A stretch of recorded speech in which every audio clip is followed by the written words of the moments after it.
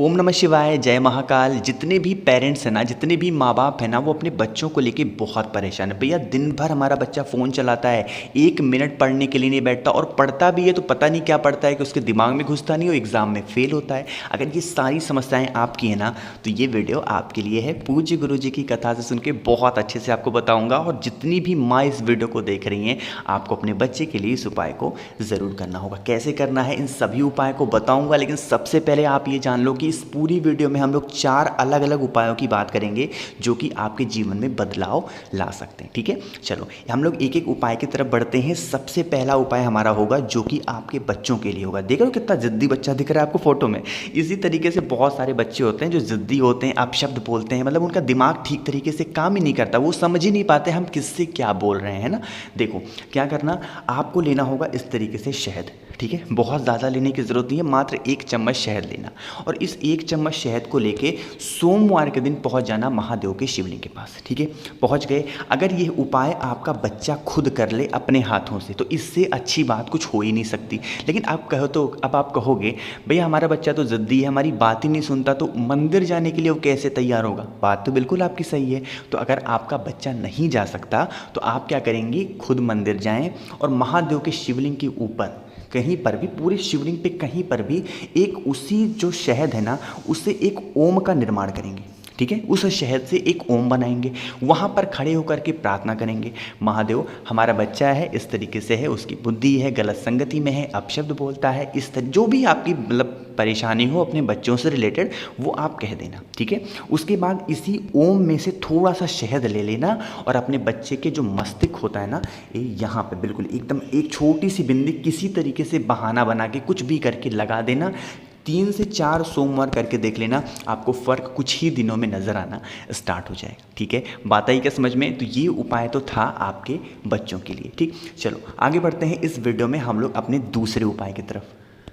अब ये जो दूसरा उपाय है ना, कहोगे भैया इसके बेनिफिट क्या है, इसके फ़ायदे क्या हैं। कि ये जो दूसरा उपाय है ना, इसके फ़ायदे हैं कि अगर आपकी कोई मनोकामना है जो काफ़ी दिनों से अधूरी है, आप परेशान हो गए हो ना, तो आप इस काम को ज़रूर करना। जब भी सोमवार का दिन आता है ये उपाय मैं आपको ज़रूर बताता हूँ, बार बार याद दिलाता हूँ, फिर भी आप गलतियाँ करते हैं, नहीं करते हैं। देखो क्या करना होगा, स्क्रीन पर आपको दिख रहा होगा लाल चंदन, दिख रहा है ना। तो आपको क्या करना है, इस तरीके से लाल चंदन का पाउडर लेना। अब बहुत लोग पाउडर से ही कर लेते हैं उपाय को, नहीं ऐसा नहीं करते। आप पाउडर लीजिए, पाउडर को अपने हाथ पे रखें या फिर किसी कटोरी में रखें, थोड़ा सा उसमें पानी डालें और उसको अपनी उंगलियों से अच्छे तरीके से मिक्स करें। जितना ज़्यादा आप रगड़ोगे उस लाल चंदन को, उतना ज़्यादा उपाय करने का फल मिलेगा, है ना।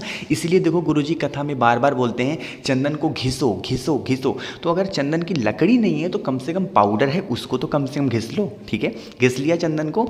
उसके बाद आपको उस ज़्यादा घिसे हुए चंदन को लेके पहुंच जाना होगा महादेव के शिवलिंग के पास। ठीक है, सोमवार के दिन सुबह जाना चाहो सुबह जाओ, शाम को जाना चाहो शाम को जाओ।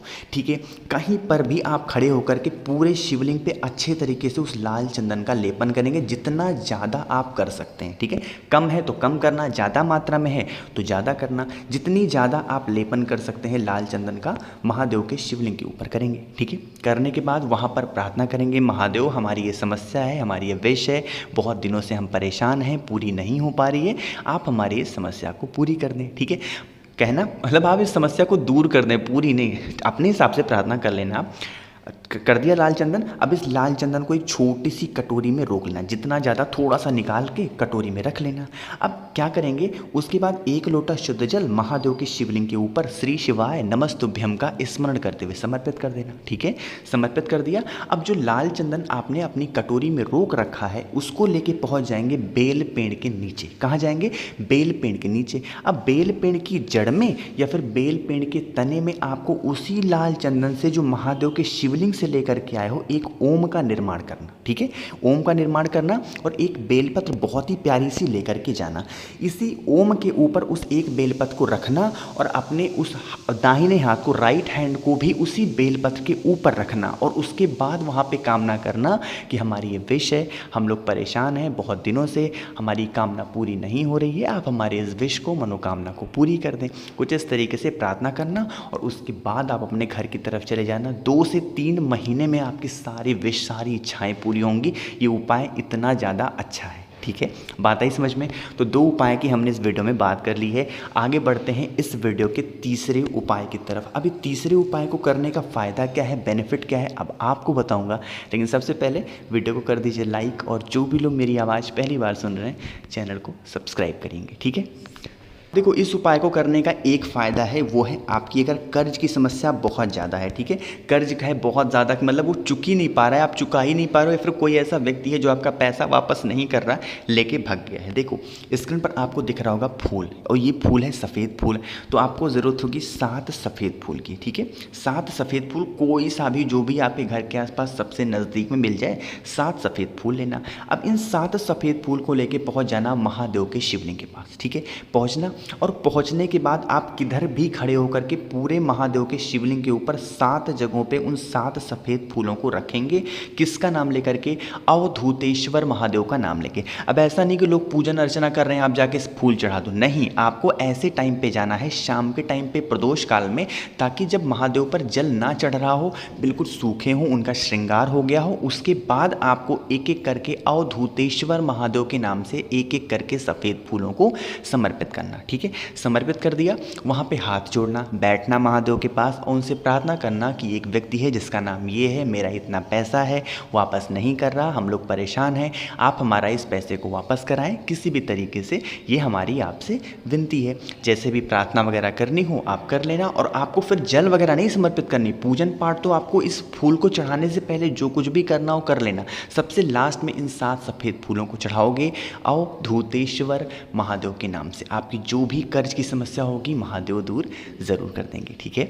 चलो 3 उपाय की हमने बात कर ली है। अब इस वीडियो में हम लोग बात करते हैं अपने चौथे उपाय की तरफ। अब इस उपाय का एक फ़ायदा है, वो है लड़ाई, है ना।